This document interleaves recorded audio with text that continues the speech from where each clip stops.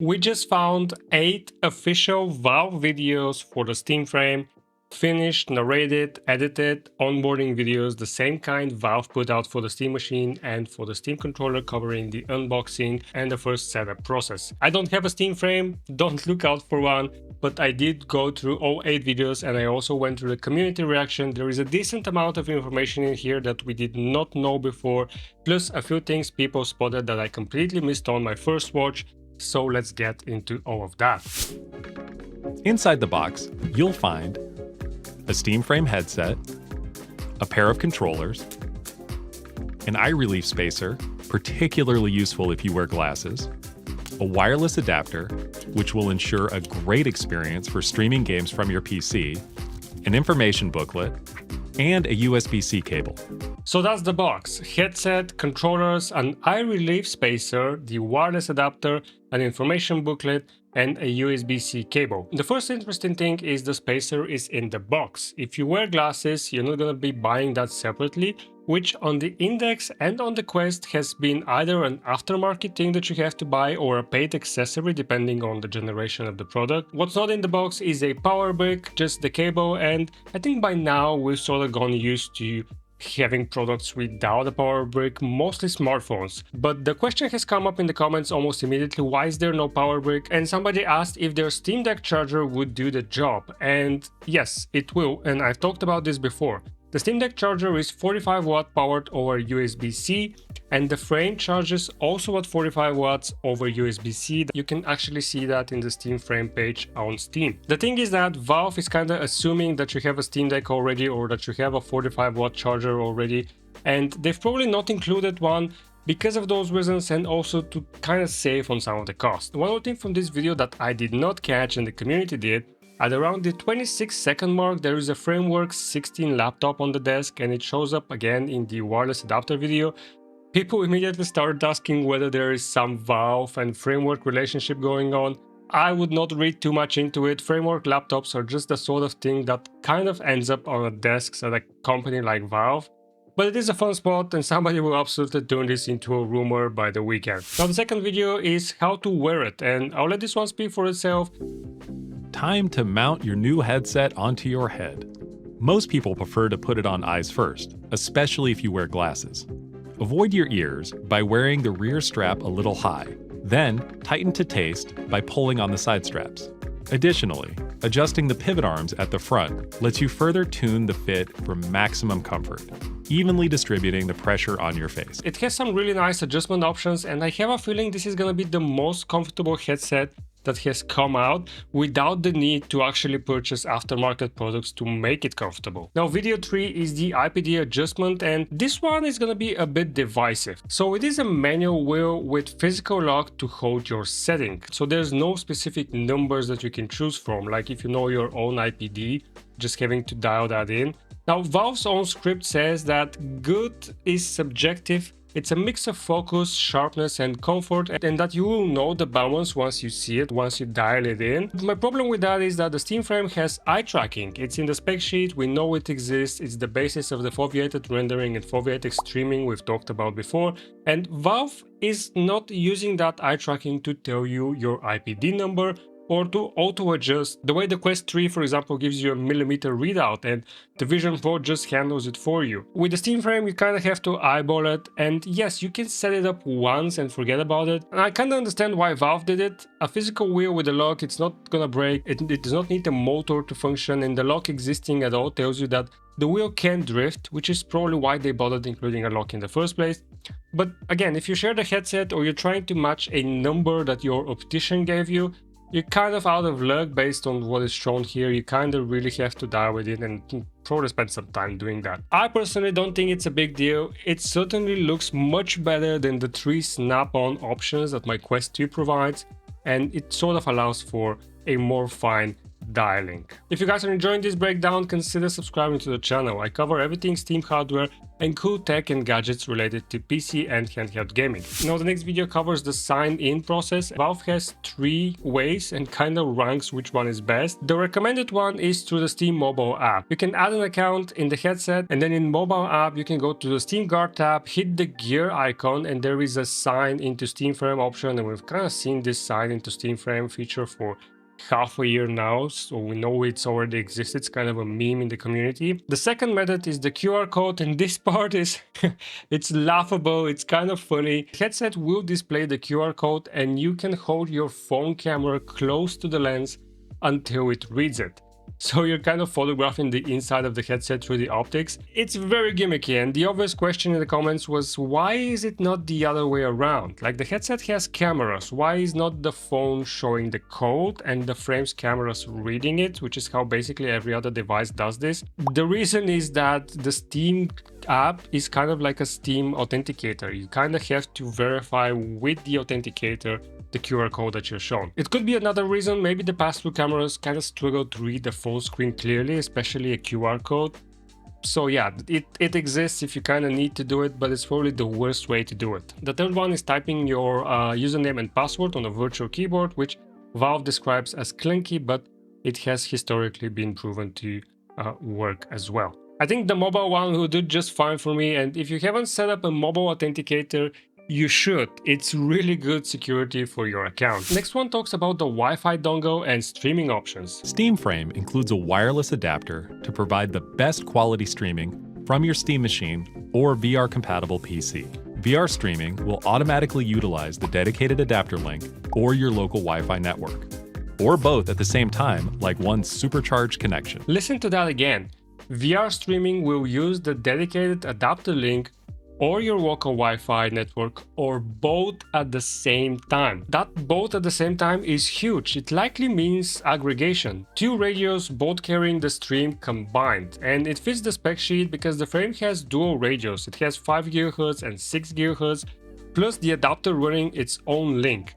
If that is what this is, nobody else is doing this. There's no other headset that does this. Quest Link over Wi-Fi is one connection, Virtual Desktop is one connection, and this one kind of tries to combine all of the available options. We really don't know how it's gonna work. Maybe the 2 connections are doing different jobs. Maybe one handles general internet stuff, the other handles streaming only. And Valve is really describing that pretty loosely. But I think the argument here is the whole point of foveated streaming is to cut bandwidth. So why would you need 2 different pipes to do that? The counter to that logic, which I think is the stronger position, is that Valve's wording is very specific. It says VR streaming will use one, the other, or both. Not the headset, the actual stream, the VR streaming from your PC. There were a couple of other theories worth mentioning. One person pointed out a scenario that makes a lot of sense, where your PC and dongle are in one room and your router is in another, so the better path depends on where you are standing in between these devices.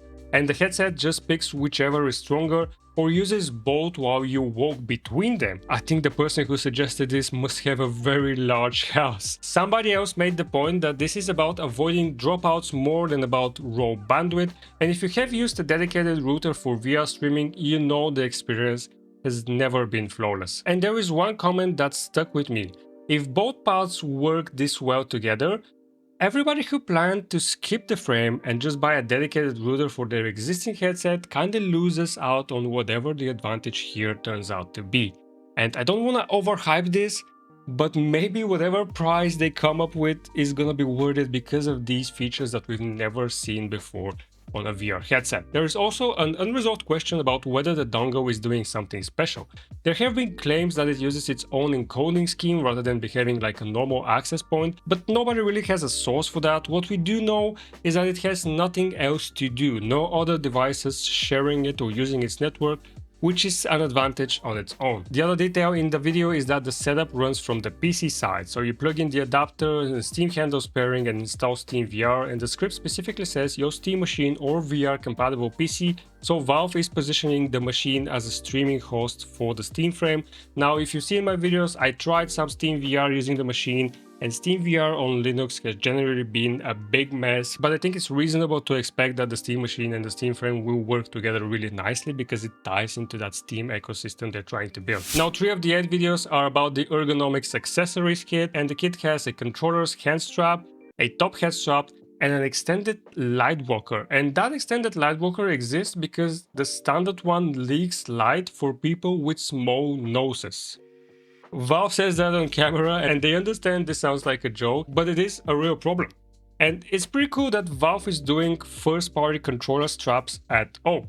That should be the standard on every VR controller, and somehow it's still not. Somehow you still have to go out and buy this. Now, 2 absences that people are not happy about. First, there is no battery swap strap anywhere in these videos, and the thing that leaked back in June, this is the alleged enthusiast kit. There is no mention of it in these videos. Either it's a latest SKU or it got cut out entirely. Really, they're not admitting to it even existing. And if you are counting on hot swappable batteries at launch, I would lower that excitement for now. Nothing confirmed either way. Maybe it will exist, maybe it never existed, maybe somebody will make it as an aftermarket product. The second thing is that controllers are AA powered. We knew this already, and if you're coming from Quest controllers or charging dock, going back to swapping batteries could feel like a step backwards. Personally, I have the Quest 2, I have AA batteries, and I don't mind them at all. Rechargeables last forever, and you're never dead mid-session, you can always just swap in the battery. And I think most people prefer the AA's, but let me know what do you guys think. AA, lithium ion, where do you stand? And then we have the video that has some real hardware news in it, the core module separations. The head strap, the light blocker, and the facial interface are one swappable assembly. That is the foundation for the whole accessory ecosystem. Prescription lens frames, third-party comfort straps, halo designs, cooling gaskets, and yes, that battery strap, if it ever turns up. All of it becomes possible because Valve documented a customer-facing way to take the front off without too much hassle. For a headset that is 185 grams in the core, a good counterweight strap could make this the most comfortable thing on the market right now. And I'm more interested in that than most of the spec sheets. Now, what is not in these videos is also worth talking about. Nothing on eye tracking calibration, nothing on room setup or boundaries, nothing on pass-through, nothing on battery life, nothing on foveated streaming. Either all of that lives inside the welcome tour, that part of it leaked in June, or there are more of these videos that we have not seen and they will come out later, or like the controller, they will be released over time. We really don't know, there's a lot of unanswered questions, and maybe some of the review videos that are expected to come out will answer a lot of these questions. So what do all of these videos tell us about a release date or a price? For the price, again, I'm gonna abstain from giving any sort of solid figure, but for a release date, I think the most useful thing we can compare it to is the Steam controller. The Steam controller unboxing video appeared on Steam and the controller shipped somewhere in the range of 1 to 2 weeks later. If we apply that pattern here, we land in the last week of August or the first week of September. And we know Valve kind of wanted this out earlier. They have had supply problems. There was a Snapdragon price increase in July. Pricing has been the sticking point for all of this Steam hardware for months, and these finished marketing assets, these videos, they don't fix any of those issues. So unfortunately, even though we can see these videos, they're not really an indication that the Steam frame will launch today, tomorrow, or next Monday. What they do tell us is that the product is done, the narration is recorded, the accessory kit is filmed. One comment suggested that the footage looks like it was shot around 2 months ago, which I don't know how they deducted that. I really can't detect that. But nobody produces 8 polished onboarding videos for a thing that is probably 6 months out. I think the review units have been shipped, and I think it's a matter of days, maybe 1 or 2 weeks before it's finally out. There is one date sitting right there that a lot of people have noticed. This Monday, the 24th of August, is Valve's 30th anniversary. Some people think that is the obvious announcement day, others think Valve will be busy doing other things and will avoid it precisely because everyone expects it. I have no idea, but if you wanted a symbolic date to drop your first new VR headset in 7 years, I think that one is available and it's a good one to do it on. It could also be later today because it's Wednesday, my dudes. You never know. I will say this though, try to hold off on the hype until Valve actually says something. I know I'm doing the opposite right now, but people have been burned on this before, and if it doesn't get an announcement soon, it's gonna have the opposite effect. So try to contain your hype. We gotta wait just a little bit longer, guys. Price is still an open question. The $1,500 figure that was floating around a couple of weeks ago is still the one that keeps getting repeated. Nothing is confirmed on that. I personally think it's gonna be cheaper than that, but we don't know. What's your number? Drop it in the comments, because I think the gap between what the community expects this thing to cost and what Valve is actually going to charge is probably going to be the story when this thing launches. I hope the gap is small, but we don't know. Just RAM apocalypse, this RAM and SSD apocalypse has just ruined this launch for all of us. That's gonna be the breakdown, all Steam Frame setup videos. And if you guys enjoyed this video, consider leaving a like. If you hated it, leave a dislike and let me know what I can do. And if you're into Steam hardware, cool tech, all about PC gaming and handheld gaming, consider subscribing to the channel. Thanks for watching, and I'll see you in the next video.